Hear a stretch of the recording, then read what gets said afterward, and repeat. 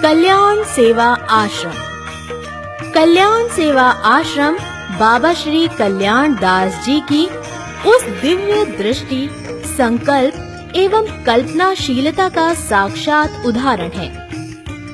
11 वर्ष की आयु में गृह त्याग और 21 वर्ष की अल्प आयु में कठोर तप कर ज्ञान अर्जित किया।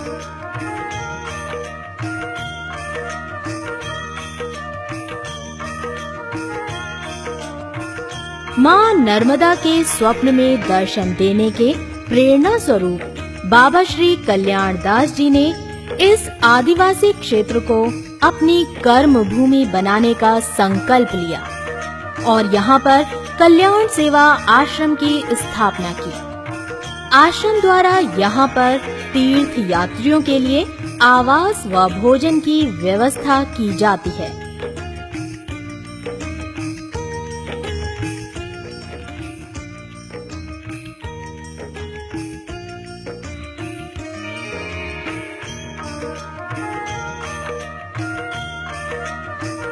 बाबा श्री कल्याण दास जी अमरकंटक धाम आने वाले श्रद्धालुओं को आशीर्वाद वचन देते हुए।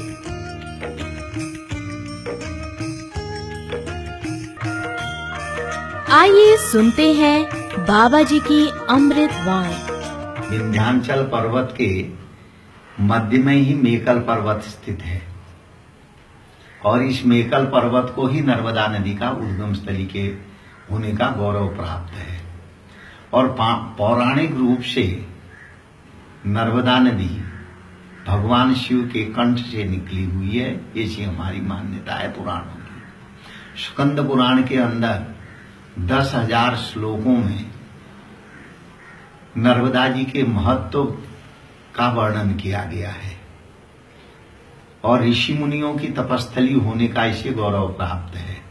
और यह नर्मदा नदी भगवान शिव की साक्षात तपस्या है।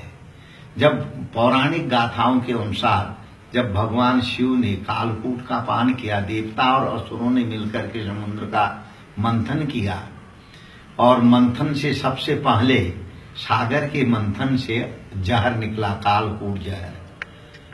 तो देवता और असुर दोनों उस जहर की जो है ज्वाला से जब मूर्छित होने लगे, उस समय भगवान शिव ने देवताओं की रक्षा के लिए, असुरों की रक्षा के लिए, जगत के मंगल के लिए, विश्व के कल्याण के लिए उस कालकूट जहर का पान खुद कर लिया।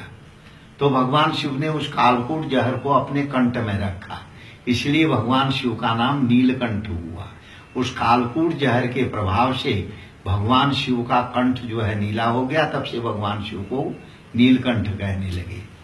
तो उस कालकूट जहर की वेदना से भगवान शिव इस पृथ्वी का, ब्रह्मांड का भ्रमण कर रहे थे, कहीं पे भी उन्हें शांति नहीं मिली, ऐसा उल्लेख पौराणिक कथाओं में पढ़ते हैं। जब इस मेकल पर्वत के ऊपर से भगवान शिव जा रहे थे तो उस समय उनको वह बड़े आश्चर्यचकित हुए। अचानक उनके जो गले की जलन थी अपने आप समाप्त हो गई और जब उन्होंने नीचे देखा तो यहाँ देवताओं को साधना में रत देखा, असुरों को साधना करते हुए देखा, यक्ष गंधर्व सभी प्राणियों को उन्होंने जो है साधना करते हुए देखा। तो भगवान शिव के मन में बड़ा आश्चर्य हुआ। सब लोग अपने स्वभाव के प्रतिकूल, देवता लोग विशेष भोगों के आदि है, ऐश्वर्य सुख भोगने के आदि है। देवता लोग सुख भोग छोड़ करके इस मेकल पर्वत की उपत्यका में जो है भगवान की आराधना में लगे हैं। और आसुरी संपत्ति जो होती है वह ईर्ष्यालु होती है, दूसरे को कष्ट देती है। वह उस ईर्ष्या और प्रतिशोध की भावनाओं को भुला करके यहाँ पे भगवान की तप प्राप्ति के लिए, आत्मिक शांति के लिए तप कर रही है। इसी तरह उन्होंने यक्षों को देखा, गंधर्वों को देखा, सब अपने स्वभाव के प्रतिकूल यहाँ पे भगवत आराधना में तल्लीन है।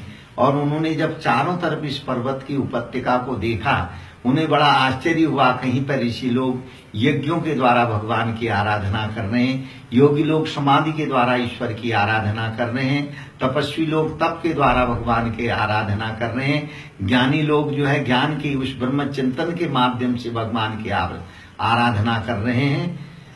इस तरीके का जब वातावरण देखा तो भगवान शिव बड़े प्रसन्न हुए। वह आकाश मार्ग से जा रहे थे, वह नीचे उतरे इस मेकल पर्वत में कि एक जगह पर बैठ करके वह तपस्या में तल्लीन हो गए।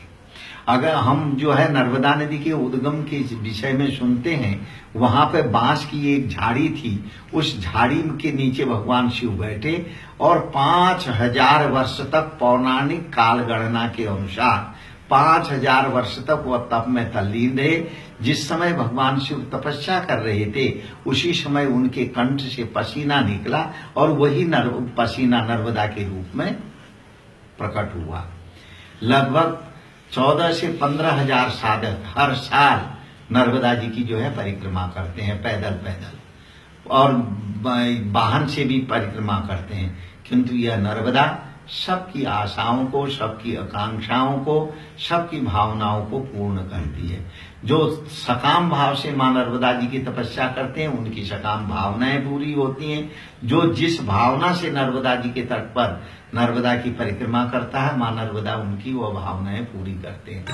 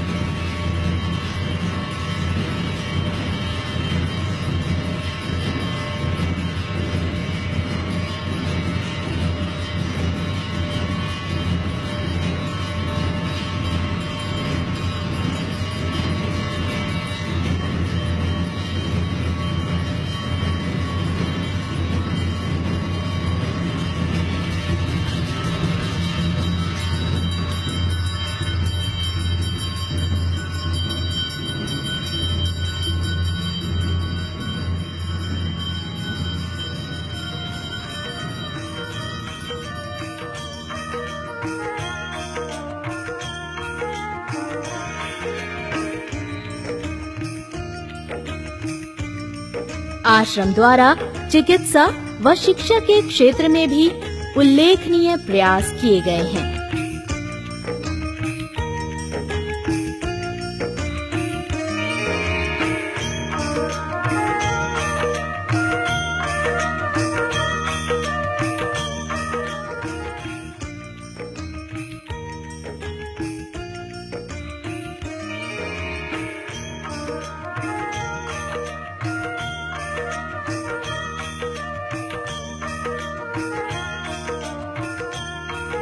आध्यात्म में विश्वास रखने वाले पाठकों को समय समय पर कल्याणिका प्रकाशन द्वारा पुस्तकों का प्रकाशन भी किया जाता है।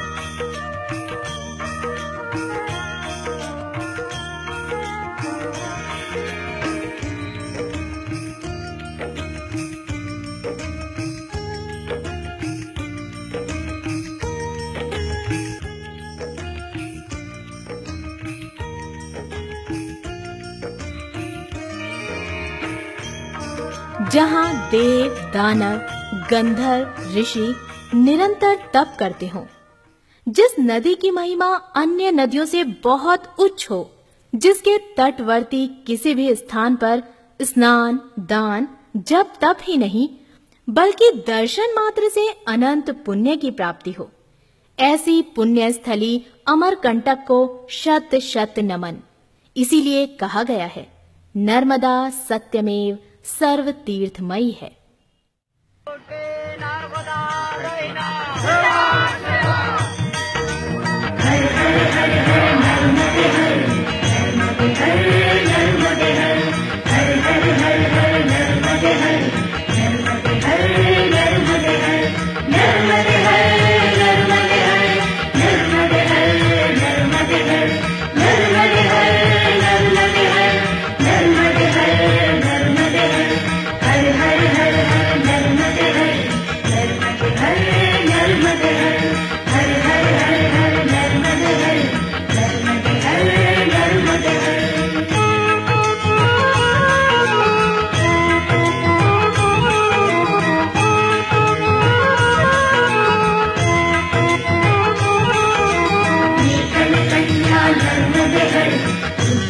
हम